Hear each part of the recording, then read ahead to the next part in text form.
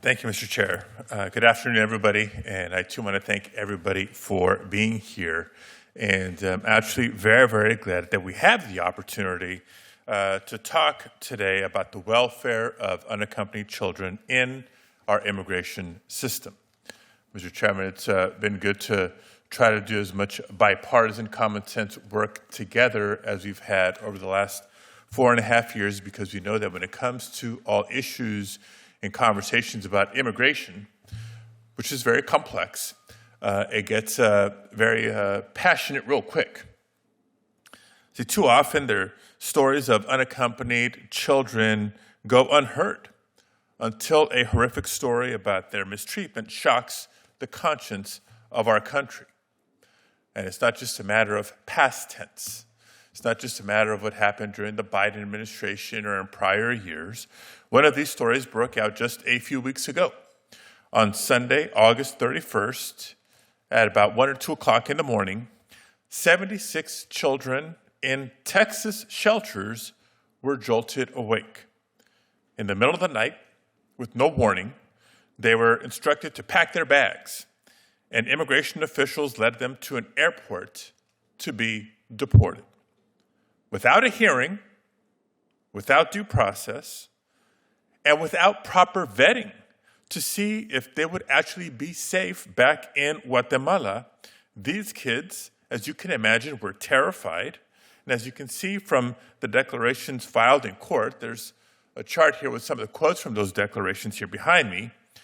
These children waited for hours on buses and on airplanes, wondering what their fate would be.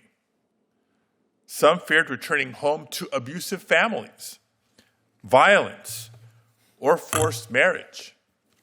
Many prayed. One little girl was so scared that she vomited. Without an 11th hour intervention by a judge, these children could have been back in Guatemala fighting, many, for their lives. That's how children are being treated in this system. But it gets worse. Following a concerning whistleblower disclosure made to the chair of this subcommittee and myself, we're now learning that allegedly at least 30 of the children who the government had cleared for imminent removal had been previously flagged as having signs of being victims of trafficking or abuse, and who would face harm if returned to Guatemala. Yet before these whistleblowers went public, the acting director of ORR had sworn under oath in a court of law that these children had been screened and were cleared for repatriation. These whistleblowers came forward at great personal cost. And Mr. Chairman, I ask consent to enter the whistleblower disclosure into the record. Without objection. Thank you very much. And copies will be shared with members of the subcommittee if you haven't received it already. So knowing all this, now it's on us to do the right thing and bring ORR officials before this committee to demand the truth. Now, Mr. Chairman, we are the committee of jurisdiction with an obligation to conduct oversight over ORR. So I don't just ask you, I urge you, let's work together to schedule an oversight hearing with ORR to get to the truth. Every single one of us here has a responsibility to stand up for the children in our immigration system, whether it's because of trafficking, physical or sexual abuse, child labor, or violations of their due process. And this is a responsibility that I don't take lightly. None of us should take lightly. But already it's clear to me what is happening at this hearing, and it's something different. It seems to be an effort to make this an ongoing political issue, blaming a former president for a current problem. For some, it may be about pleasing the Trump administration or not wanting to hold them accountable. Because the reality is, if the focus is, what is the state of affairs of unaccompanied children, the conditions in which they're being detained or how they're being treated or how their due process is or is not being fulfilled, then we should be having a holistic conversation, not just looking at the past, but looking at the present and trying to create the rightful future by our rule of law. Because the reality is the Trump administration officials should be the ones in the seats in front of us to field our questions and to answer our questions about their, in many ways, cruel and unlawful policies, especially after this whistleblower disclosure. And for a moment, Mr. Chair, let me shed light on two items that you raised in your opening statement. The Flores settlement, which you referenced. The Flores settlement sets minimum standards of care for children who are being detained for months at a time with unrelated adults. That's what the Flores settlement is about.